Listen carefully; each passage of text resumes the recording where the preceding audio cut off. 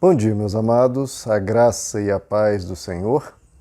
Queridos, nós terminamos a leitura do Novo Testamento, lemos também o livro de Provérbios, e agora eu gostaria de ler com vocês, veio ao meu coração, lermos juntos o livro de Eclesiastes, porque eu vejo o livro de Eclesiastes um dos livros mais importantes para a edificação espiritual e para a conscientização dos cristãos em diversos aspectos.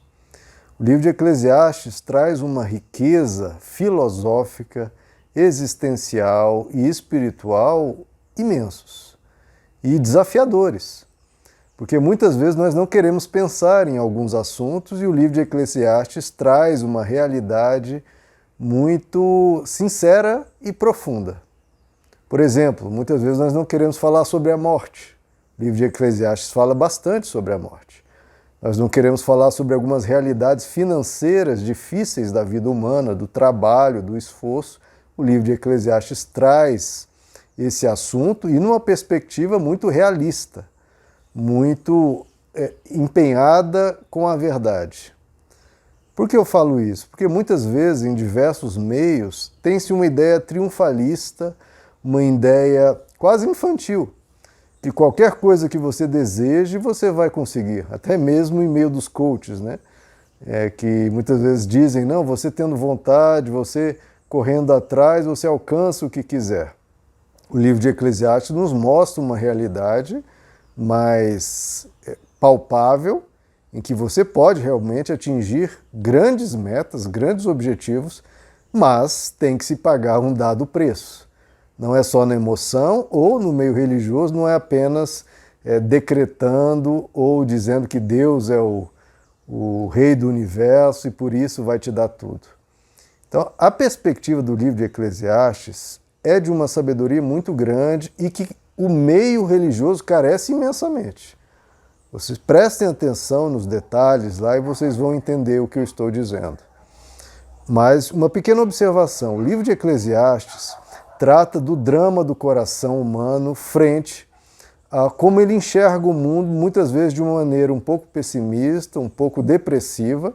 Você vai ver nos primeiros capítulos de Eclesiastes que ele passa essa imagem de que o mundo é muito difícil, que o mundo é muito penoso e parece que a vida não faz sentido.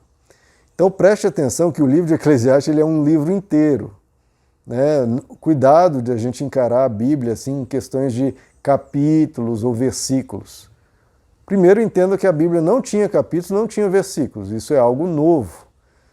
Foi colocado séculos ou milênios depois do escrito. Então, a ideia do autor é você ler o livro todo. Como você não pega um livro hoje, mesmo um livro hoje atual, falando sobre depressão, lê o primeiro capítulo, em que mostra a visão do depressivo e para por ali. Não, o objetivo é você chegar na conclusão do livro em que se explica uma forma mais sadia de enxergar a vida, de uma forma de escapar de uma mentalidade que pode nos adoecer. Então o livro de Eclesiastes vai numa crescente. Ele mostra a visão depressiva, mostra a visão, muitas vezes, para baixo da pessoa, uma visão entristecida, uma visão muito realista, mas de uma forma um pouco crua. E depois ele vai avançando e mostrando diversos detalhes que nos traz maiores perspectivas, mais sabedoria e um maior entendimento de como lidar com essa angústia existencial, com os dilemas da alma humana. Entretanto, há que se saber que o livro de Eclesiastes, por exemplo, não tem uma perspectiva de eternidade muito clara. Então, algumas vezes, quando ele trata da morte, ele faz perguntas que ele mesmo não consegue responder, mas que vai ser respondido pelo Novo Testamento. Por exemplo, ele pergunta qual a diferença da morte entre o louco e o sábio? Qual a diferença da morte entre o animal e o ser humano? Morrem iguais.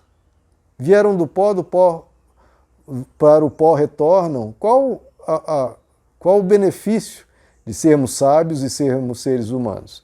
É claro que muito disso ele não conseguia compreender porque ainda não havia essa perspectiva da eternidade.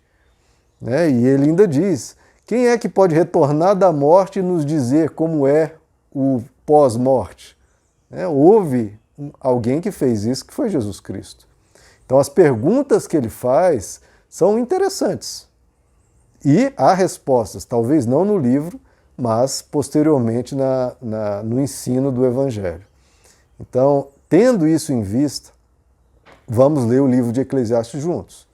Então não vejam, por exemplo, o primeiro capítulo e falem que nada faz sentido, né? Não há nada de novo debaixo do sol. Isso é a visão de uma pessoa que está ali conturbada na sua alma. Não pegue esse verso isolado e fale, olha, a Bíblia diz que a vida não faz sentido. Não é isso.